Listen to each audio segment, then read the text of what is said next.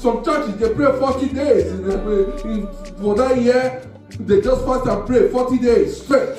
Some 30 days, some 21 days. It doesn't matter how much you pray. But if you have unforgiving spirits, the God will not hear you. Your prayer will not ascend the roof. And you are saying it's a year of double-fold restoration. Good. It sounds so good. It sounds so sweet. Are you ready to let go? It's another beautiful day. The day the Lord has made. Remember declaration for this year's a year of double-fold restoration. For the month of January, I will be talking about restoration. Some of us, that name sounds so good, double-fold restoration, but we should understand how it comes, the meaning of that double-fold. If we don't understand the word double-fold, we might struggle to get, or rather, hold on or run with that prophetic word. Double-fold restoration. This very month, we are talking about double-fold. How come you can pronounce the word restoration at the same time people can still struggle? The restoration might not be there. Praise the Lord. Hallelujah. By the grace of God, the title of my message is Restoration Through Forgiveness. Restoration through forgiveness. The text before us, Ephesians chapter 1, verse 7, says, in whom we have redemption through his blood, the forgiveness of sins, and according to the riches of his glory. Amen. Praise the Lord. Hallelujah. So in whom we have redemption through his blood, the forgiveness of sins, according to the riches of his glory. There is no salvation without restoration. Remember this text saying, he said through redemption. In other words, the word redemption is synonymous to restoration. The purpose of Jesus Christ coming to this earth was to restore you and I. That is redemption. He went to the cross, he was crucified so that you will have what? Redemption. You will have salvation. Now, in other words, there was a particular time the man was alienated from God's fellowship. As a matter of fact, you have nothing to do with God because of sin. But when God looked at us, the Bible said, John 3, verse 16, said, for God so loved the world that he gave his only begotten Son, that whosoever believeth in him will not perish, but have everlasting life. There is the purpose why Jesus came, so that he can restore us back to the first love of the Father. Shout hallelujah. Hallelujah. Restoration is very important. That was the purpose, the reason he was born, so that he can restore us back to the original place. We can be his heir of the throne. We can, we can actually, be in the same place. Remember, there was in Ephesians, Jesus was saying, he said, you are my brother, you are my sister. He was talking about the Father. We believe, Jesus is like our elder brother, but God is our Father. Amen. Praise the Lord. So we can be the same heir, same heir to the throne. Hallelujah. This way, it says restoration. Now, what people are talking about restoration, I'm believing God for the baby, I'm believing God for this. But the Bible says, or what we are talking about right now, you need to let your heart be free. You need to learn to forgive, because if Jesus Christ, God forgave us through his Son, his Son shed his blood for us. Now we are talking about restoration, getting all those things we are believing God for. John 2 say, above all things I wish you prosper and be in good health, as you so prosper. In other words, God was talking about having everything. He's going to give you everything in double. But you need to learn to forgive. Your heart needs to be free. If your heart is not free, how will those things come to pass? Remember, the Bible says in Psalm 66 verse 18, it says, if you regard iniquity in your heart, the Lord will not hear you. What can be a barricade or can cause demarcation between you and the Father is sin. But the moment you confess your sin, according to the book of John, he says he's just to forgive you your sins. Amen. Praise the Lord. Hallelujah. We cannot function in fellowship with God without forgiveness. As far as he forgave us, we need to forgive others. Let us learn to give one another. Praise the Lord. Forgiveness is very paramount, it's very important in the Christian life. Some people say, no, we are not talking about the people in the world right now. There are people in churches, and the reason some churches are in disarray, their problem is in disorder today, is because there is no unity. People refuse to forgive one another. At the end of the month, some still take Holy Communion. People, they are having grudges. You are having that resentment towards one another. You refuse to forgive someone, but you are asking God to bless you. How can God bless you? Remember, the Bible says Jesus was teaching his disciples. The first prayer he taught them in the book of Matthew, he said, Our Father, who art in heaven, hallowed be. Because it was so like, forgive us our sin as we forgive those who trespass against us. We need to learn to forgive others. For you to move forward, your heart must be pure. It must be free. Because the reason you need to be free, look at what Psalm 51 verse 10 says. It said, create in me a clean heart, O God, and renew a right spirit within me. 11 says, cast me not away from the presence, and take not the Holy Spirit from me. Verse 12 says, restore unto me the joy of the salvation, and uphold me with a free spirit. 13 said, then will I teach transgressors the way, and sinners shall be converted unto thee. And if you go to a further verse, it says, broken and a contract the Lord never despise. Hallelujah. Praise the Lord. We need to believe. Jesus taught his disciples, you need to learn to forgive one another. Do you know the Bible says in Matthew 7 verse 7, it says, ask, it shall be given unto you. True or false? Sometimes it's not our prayer that opens doors for you. Revelation 3 verse 8, it says God open a door, no man can shut. It's correct. But however, are you in line with God? Remember, if your heart is so heavy, you have hatred towards one another, God will not hear you. Because of the sin, there's no way God can answer you. No matter why you pray, some people, they can go into their fasting and prayer. Some people, especially at the beginning of the year, you see some people, they are praying. Some churches, they pray 40 days for that year. They just fast and pray 40 days straight. Some 30 days, some 21 days. It doesn't even matter how much you pray. But if you have unforgiving spirits, your God will not hear you. Your prayer will not ascend the roof. And you are saying it's a year of double-fold restoration. Good. It sounds so good. It sounds so sweet. Are you ready to let go? There are some people you have caged in your heart. It's not only the witches and wizards that fly that cage people. People have caged others. They refuse to forgive them. There's no way your prayer will ascend. In other words, it's not a prayer request that can bring results. Amen. It's not our prayer. No matter how you pray, you can say, God, I need this. God will not answer you. Now, though, it's not our prayer that open door until sometimes just say, let's go. When you forgive, it can open doors. Can open doors. God will show mercy and hear you because you have forgiven someone. So the instruction to prayer. You remember when Elisha was talking to Naaman, he didn't pray for him. He said, Naaman, go dip yourself into that what? Pot. And he got his healing. Did he pray for him? No. Sometimes it's not by you staying to speak in tongue or praying that will open the doors for you. So you don't follow the instruction. He said, love one another. The Bible was saying, if you love me, keep my commandment. In John 14, verse 15. You cannot say you don't love someone, you are expecting God to answer your prayer. Because God is love.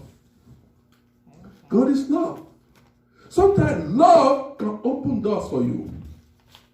It's not sometimes, most cases. Love opens doors for you. Forgiveness opens doors for you. Make the heavens to release blessings upon you. Amen. Amen. Forgiveness does this. When you pray, when you are in a good relationship with God, this thing just comes. It just all these blessings just come to you. Praise the Lord. Hallelujah. Because it's not just praying. praying with a sincere heart. Let it go. Today's message, don't forget. Restoration through forgiveness. Learn to forgive. Learn to forgive. Put it on the board. Yeah. Praise the Lord. Hallelujah. I just want to read a place. Quickly, if you are with me, I want you to read it. I want you to turn to that place. I know I'm a bit fast because of time. Just quickly turn with me. But before I go into that place, I want to quickly say this. In Matthew 5 verse 23, it said, therefore, if thou bring the gift to the altar, and there rememberest that thy brother hath aught against thee. Verse 24 said, leave thy gift before the altar and go thy way. First be reconciled to thy brother, and then come and offer your gift. It's talking about you might be the greatest donor in church. You might be giving offering, maybe thousands of dollars. Hallelujah. Amen. You may be said to say, okay, you want to give this to the church. You are giving to the less privileges and all that. He said, but if you have a thread, someone in church there, you are holding the person, you refuse to forgive. He said, leave the offering. Even in other words, pastor shouldn't bless the offering, shouldn't take it. He said, I have to go meet Sister Maureen. Oh, please forgive me for what I did. Then come back and take the offering and put it in the offering bowl. Now, in that world, there are people that are giving in vain because they have hatred in them towards one another. You cannot have hatred towards someone in your family and you come to church and you are not the best dancer. You cannot have hatred towards your spouse. When you come, you refuse to take off your home. You refuse to make peace in your home. But when you come, you are smiling. They say, hey, God bless you, sister. You just smile, you are dancing. Not knowing in your home, it's like even your home is like, someone cannot even stay in your home because there's quarrel. You know, a lot of folks, they are saying, sometimes look at the government, which they are trying, they are saying stay home because of the COVID-19, coronavirus, stay home.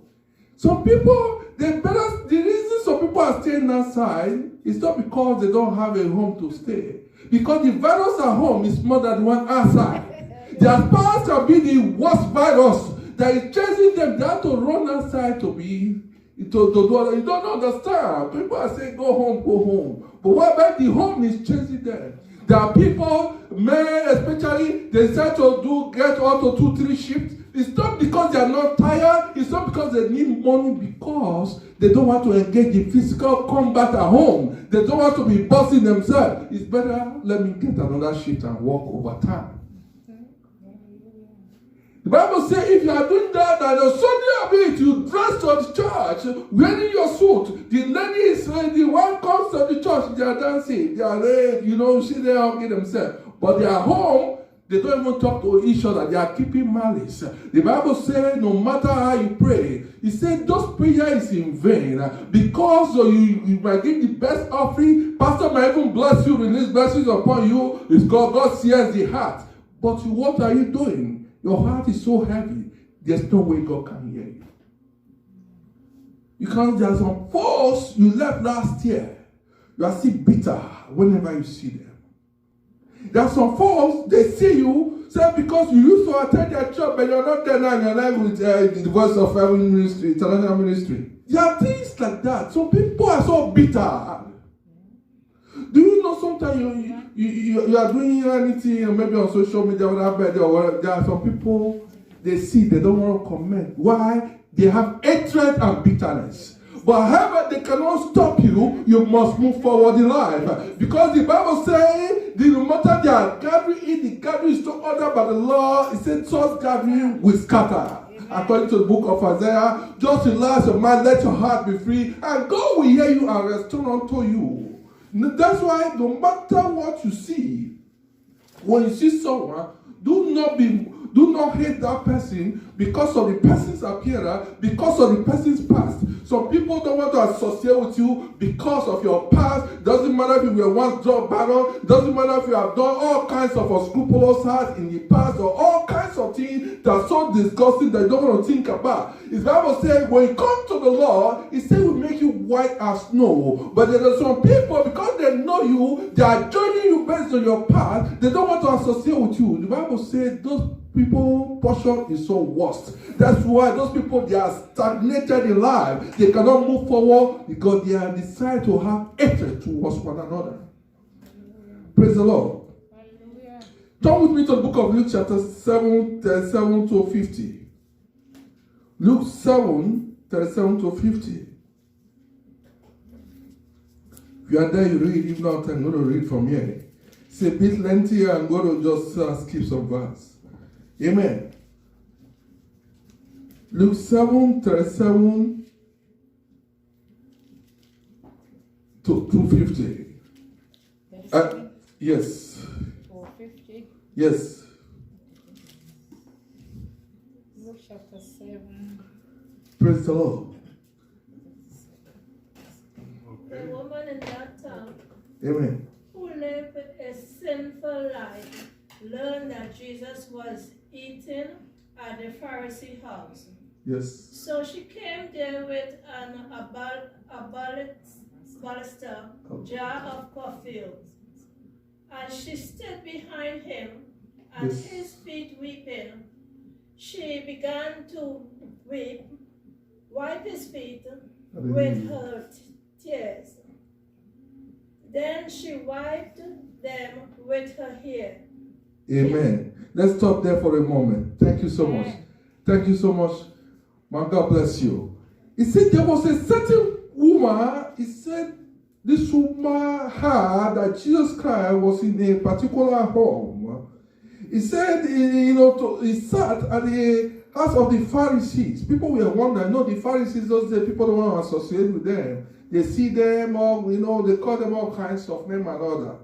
When he said there was a certain woman who came, she came with alabaster box of ointment. In another translation, she just read, they interpreted, some people would say with anointing, but this I'm reading from King James. He said she came with that oil. That oil was expensive. Based on analysis, based on the way they view it, it was so expensive that it can buy even a church bus.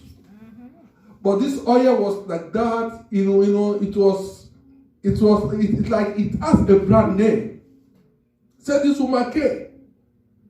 When she came there, stood and verse 38, he said, I stood at his feet behind weeping and began to wash Jesus' feet. With what? That same oil, that verse 8, was washing Jesus Christ's feet. People were looking at this, two things that was going through their mind. While the disciples were thinking, how can this woman, why not just sell this oil? Why wasting this oil? Why not bring this money in? Because sometimes, some ministers like offering, because they be working with Jesus. They say, why not just make it, bring the money in? Why the Pharisees, they were saying, look at what they said in verse 5. They said Jesus Christ was actually a true prophet. He would have known that this woman is a sinner. Can someone read verse 39? 39, verse 39. Let's go. Mama. When the Pharisees who had invited him saw this, he said to himself, if this man were a prophet, he would know what kind of woman is touching him. She is a sinner. 40. Then Jesus answered his thoughts. Simon, he said to the Pharisees, I have Amen. Something to say to you. Hallelujah. Let's just pause there for a little bit. You see, they saw Jesus saying, how come? And people say you as a prophet. People say you as a righteous man. How come you are talking with a sinner? Some people already know everything about her. People know her because where she lives. People, sometimes bad news fly more than the good news. When someone is doing good, that this person did something, people are not going to, let's assume Ibrahim James decided to go to Toronto and give someone $1,000. No one is going to hear it. If he decides to go there and steal some $1,000 from someone, it's going to be on CP24. That's breaking news. Are you know what I'm saying? Amen. If no matter, let's assume, let me not use Donald Trump for example, let's say Barack Obama. Now, so in the public, he was giving hands, charity, doing all kinds of things, giving people food. The news might just pick it up more or little, but let us say he start to engage in physical combat or fight or quarrel, it becomes breaking news. Because of this woman past, she was stigmatized. People saw her say, how can a prophet sit with this woman? Let alone allowing her to touch him with her hands by watching Jesus' feet. Look at what happened. I just want to skip. At 44, and he turned to the woman and said unto Samuel, see that this woman, I entered into her heart, that gave me no water for my feet. But she had washed my feet with tears and wiped them with hair of her head. Now when Jesus Christ was sitting for a while, no one gave him water. No hospitality. Nobody said, please take these snacks. But this woman did. Bible, he used everything. Look at what happened. Verse 1:5. Thou giveth me no kiss, but this woman, since the time I came in, had no ceased to kiss my feet. Amen. Verse 46. And my hair with oil that did not anoint, but this woman had anointed my feet with ointment. Wherefore I say unto thee, our sins, which are many, are forgiven. For she hath loved much, but to whom little is forgiven, and same loveth little. You know that naturally there are people that struggle with their flesh. The woman is not only maybe dwelling in her past, was equally even her present, but she loved the things of God.